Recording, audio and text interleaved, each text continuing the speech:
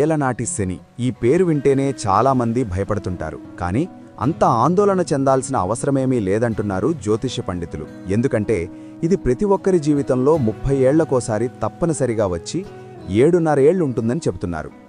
నిజానికి శనిని తిట్టుకోనవసరం లేదు. శని ఆయుఃకారకుడు. సూర్యభగవానుడి కొడుకైన శనేశ్వరుడు మందగమనుడు గనక తలపెట్టిన పనులను కాస్త ఆలస్యం చేస్తాడే తప్ప అసలు చెయ్యకుండా ఉండడు. పెళ్ళిళ్ళు, పదోన్నతులు లాంటి ఏ శుభకార్యాలైనా కేవలం శని మూలంగా ఆగవు. అవి కావడం లేదంటే శనే కాకుండా జాతకంలో ఇతర గ్రహ ప్రభావాలు ఉంటాయని గమనించాలని సూచిస్తున్నారు. ఇలాంటి మరిన్ని వీడియోల కోసం మీ మధు టీవీ ఛానల్ని సబ్స్క్రైబ్ చేసుకోండి. అలాగే ఈ వీడియో నచ్చితే ఒక లైక్ ఇచ్చి సపోర్ట్ చేయండి. ఏలనాటి శని ప్రభావం 7.5 ఏళ్లుంటుంది. ఏలనాటిని 7 నాడు అని కూడా అంటారు. నాడు అంటే అర్ధభాగమని అర్థం. జాతక చక్రంలో 12 రాసులుంటాయి. గ్రహాలు ఆయా రాసుల్లో ప్రవేశించిన సమయంలో గ్రహ ప్రభావం ప్రారంభమవుతుంది. 12, 1, 2 స్థానాల్లో శని గ్రహం ప్రవేశిస్తుంది. ఒక్కో స్థానంలో శని 2.5 ఏళ్లుంటాడు. దీంతో మొత్తంగా 7.5 సంవత్సరాలు శని ఉంటాడని అర్థం. శని పాపగ్రహం, అందుకనే కష్టాలు కలుగుతాయి. ఈ గ్రహం మన రాశిలో ఉన్నప్పుడు ప్రాణభయం, ధనం లేకపోవడం, ఒకవేళ వచ్చినా వెళ్ళిపోవడం, మంచి స్థానం నుంచి అధమ స్థానానికి వెళ్ళిపోవడం తదితరాలు జరుగుతాయి. శని మన రాశిలో ప్రవేశించినా కొన్ని మంచి పనులు చేసేందుకు దోహదం చేస్తాడు. ఉదాహరణకు వివాహం, ఇంటి నిర్మాణం, ఉద్యోగం లాంటివి. అయితే వీటి వెనుక చాలా ఇబ్బందులుంటాయి. వివాహం జరిగితే చాలా ఖర్చవుతుంది. అలాగే ఇంటి నిర్మాణం పూర్తి చేయడమో లేక ఇంటిని కొనుగోలు చేస్తే అనంతరం ఆర్థిక వనరులకు కటకట ఏర్పడుతుంది. ఒక ఉద్యోగి ఇంటిని కొనుగోలు చేస్తే అతడి నెల జీతం నుంచి నెలవారీగా వాయిదాలు కట్టవలసి ఉండటం వంటి వాటితో ఆర్థిక ఇబ్బందులు ఎదురవుతుంటాయి. శని ప్రభావ తీవ్రత తగ్గించేందుకు పెద్దవాళ్లు అనేక మార్గాలు సూచించారు. విష్ణు సహస్రనామం, సుందరాకాండ పారాయణం, ఆదిత్య హృదయం, భగవంతుని ప్రార్థన చేయాల్సి ఉంటుంది. దీంతోపాటు తీర్థయాత్రలు, వ్రతాలు ఆచరించాలి.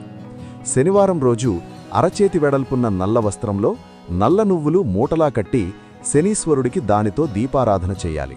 లేదా నవగ్రహాలకు 9 సార్లు ప్రదక్షిణ చేసి శనీశ్వరునికి నువ్వుల నూనెతో దీపం వెలిగించినా ఫలితం ఉంటుంది. ఇలా 9 వారాలు చేస్తే దోషాలు, కష్టనష్టాలు దూరమవుతాయన్నది శాస్త్రవచనం.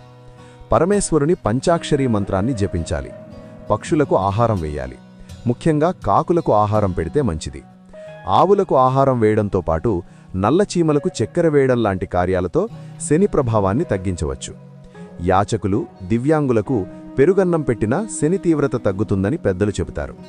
అన్నింటికన్నా మనస్సును స్థిరంగా, పవిత్రంగా ఉంచుకొని ఆ పరమేశ్వరుని ఆరాధనలో ఉంటే ఏ గ్రహ ప్రభావమో మనపై పడదు. ఏలనాటి శని అనేది కేవలం భయపడాల్సిన అంశం కాదని, మన జీవితాన్ని సరైన దిశలో మలిచే ఒక పరీక్షాకాలమని గ్రహించాలి.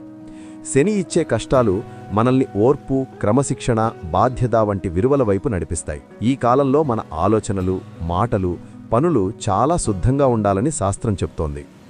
ఇతరులను మోసం చేయడం, అబద్ధాలు చెప్పడం, అన్యాయ మార్గాల్లో లాభాలు పొందడం వంటి వాటికి దూరంగా ఉంటే శని ప్రభావం మనపై తీవ్రంగా పడదు. ముఖ్యంగా ఏలనాటి శని సమయంలో మనం చేసే ప్రతి కష్టం వృధా కాకుండా భవిష్యత్తులో స్థిరమైన ఫలితాలుగా మారుతుంది.